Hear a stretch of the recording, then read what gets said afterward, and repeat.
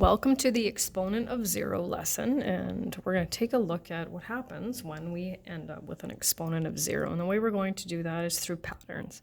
So 10 to the power of 4, we know, is 10 times 10 times 10 times 10. And we also know how to use that on our calculator.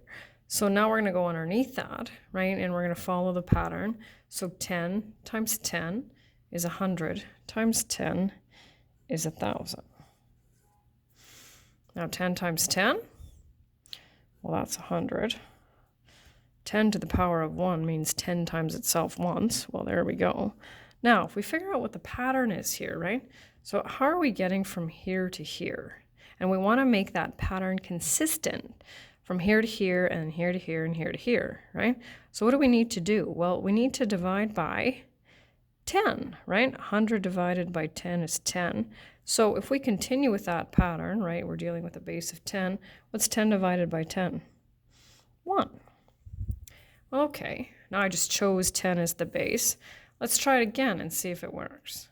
So now I've chosen a base of 2, right? 2 to the power of 4. 2 times 2 times 2 times 2 is 16, right? So 2 times 2 times 2, well, it's 8. 2 times 2 is 4. 2 times itself once is 2.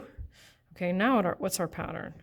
Well, we're dividing by 2, which once again is the base. So if I continue with that, I end up with 1. Well, that's interesting, right? And so I'm going to write it in English up here. Anything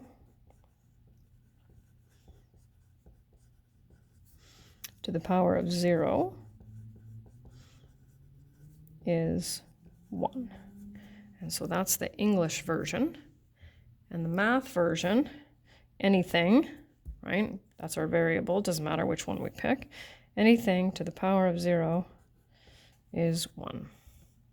Okay, well, let's see if we can apply that. So we'll just start with the column here, right? So we're not going to experiment with different bases, right? We just want to be able to do different questions. So 3 to the power of 0, 1. Now it says show one step where possible, and we won't get into that until we get into the second column. 729 to the power of 0, 1.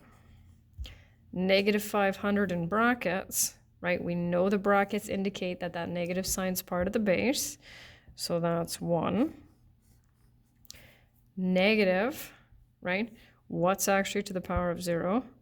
11. We want the negative value of 11 to the power of 0, so that will be negative 1.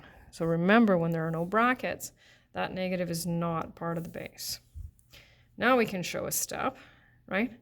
Anything to the power of 0 is 1, plus another anything to the power of 0 is 1. And so if mom and dad say, what did you learn in school today?